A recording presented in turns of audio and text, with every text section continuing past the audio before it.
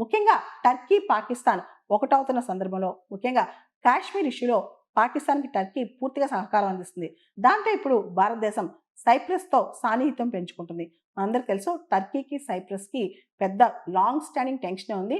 1974 నుంచి ఈ టెన్షన్ విపరీతంగా స్టార్ట్ అయిందనమాట. ఇప్పుడు ఇండియా సైప్రస్ అన్ని విషయాల్లో మనకు సపోర్ట్ చేస్తుంది. ముఖ్యంగా ఇంటర్నేషనల్ యూఎన్ సెక్యూరిటీ కౌన్సిల్‌లో భారతదేశం సభ్యత్వం దగ్గర నుంచి, ఎన్ఎస్జీలో న్యూక్లియర్ సప్లైస్ గ్రూప్‌లో సభ్యత్వం దగ్గర నుంచి రకరకాల అంశాల్లో సైప్రస్ దేశం మనకి సపోర్ట్ చేస్తుందనమాట. దాంతోపాటు సైప్రస్ లొకేషన్ కూడా చాలా crucial. India, middle east, Europe economic corridor ఈ కనెక్టివిటీ ఇన్‌ఫ్రాస్ట్రక్చర్ ప్రాజెక్ట్స్ దృష్ట్యా సైప్రస్ మనకు చాలా ఇంపార్టెంట్ అనమాట. దాంతోపాటు సైప్రస్ ప్రెసిడెంట్ క్రిస్టోడోడౌలైట్స్ కూడా భారతదేశానికి చాలా దగ్గరగా ఉన్నారనమాట. రీసెంట్‌గా యూరో బ్యాంక్ సైప్రస్‌లో ఒక పెద్ద బ్యాంక్ వాళ్ళ రిప్రజెంటేటివ్ ఆఫీస్ ఒకటి ముంబైలో స్టార్ట్ చేస్తున్నట్టు అనౌన్స్ చేసిందనమాట. ఇవన్నీ పక్కన పెడితే సైప్రస్ ఇండియాకి స్ట్రాటజికల్‌గా చాలా ఇంపార్టెంట్. సైప్రస్ లొకేషన్ కూడా మనకు చాలా ఇంపార్టెంట్ అనమాట.